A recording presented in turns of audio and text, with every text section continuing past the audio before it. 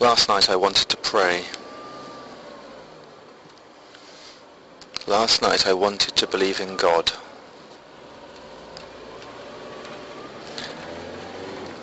I really, really did want there to be a God. And I wanted that because I wanted comfort. But I feel her emotion about it, because she's desperately worried. And perhaps I'm deliberately ignoring it in order to avoid becoming desperately worried. That's a coping technique. Maybe I cope with that technique, I use that coping technique all the time. Maybe that is my problem.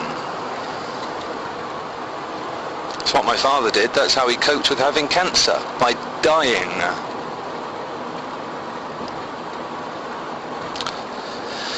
But it brings me to an interesting philosophical debate.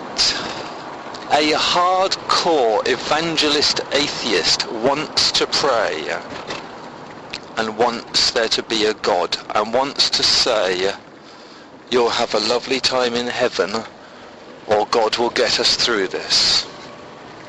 Why does the ex-faith head want to say that? Well, possibly because I've seen other people do it. I've seen other people's coping mechanisms. Maybe it's learned behavior. Maybe it's, passed down through the memes.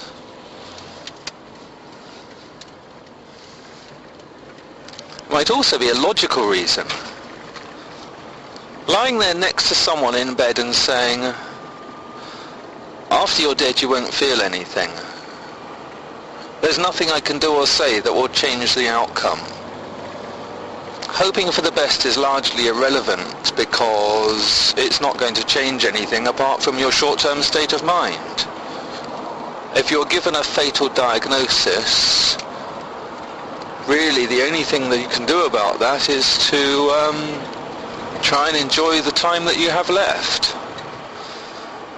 Which I suppose is exactly the same situation you find if the time you have left is 80 years. As opposed to 8 weeks. 8 weeks is not long enough to see a child reach maturity. No, 80 years is. They're different. You can enjoy the time you have left better if you have more of it. Yeah. Sitting there and clinically analysing the futility of life and your situation and your total inability to have any power over it is not cheerful.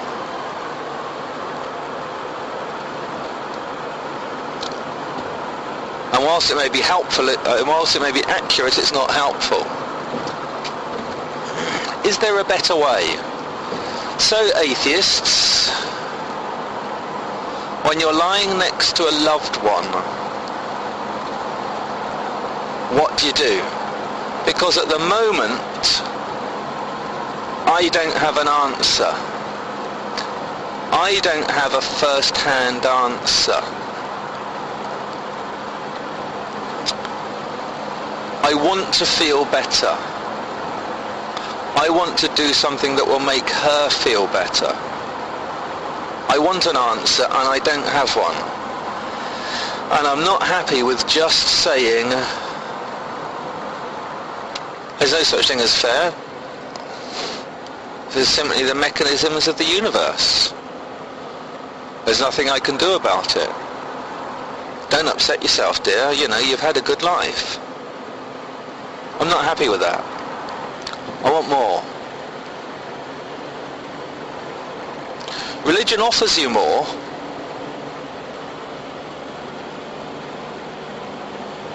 But it's a lie. But the lie feels sweet. It's the drug that numbs you to the pain. You go to the priest and say, "Priest, life is bitter and hard, and I want more. I want freedom from the bitter, freedom from the hard.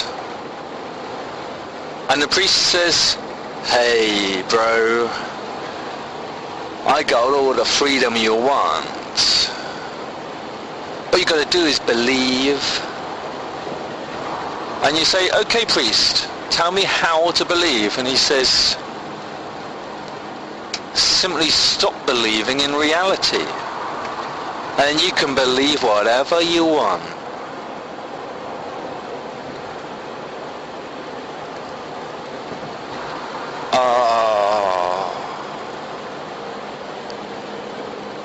Don't take the medicine. Don't get the therapy. Don't go to counselling. Just go to church. Let God sort it out. I want to die. I just want to die now. Life is hard and bitter. And I am not equipped to cope with it. Mental Illness by Calm Reason. You're not alone. I was recently diagnosed with depression and anxiety. As illnesses go, it's mild but damaging for me. It's like there are two of me, depending on whether I'm ill or not. I've never been diagnosed before, but looking back on my life I can see large periods of my life were wiped out or altered due to it. The two different me's you might catch a glimpse of on YouTube. One is well thought out, considered and rational.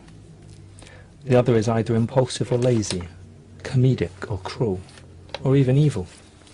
It's unlikely that I'll have the mental resources to edit this whilst I'm ill. Opening letters, going to the dentist, even answering the phone. These can all be hard. For some reason, dogs are more likely to bark at me too. I'm on medication, which is starting to help, but I'm a long way off from handling life's responsibilities. I started YouTube to help cope with uncovered memories of childhood sexual abuse. Oddly, I think it was how I was forced to deny that it had happened that did the actual psychological damage. I've written the story and I intend to share it one day, but not today. Reading through this script, it sounds less eloquent than I would normally expect. I'm also aware that I'm a perfectionist. Wanting to make this video is overriding that. I'm not at my best today, just accept me for who I am today. If you're not happy, get some help. Don't spend years trying to get better at doing things worse.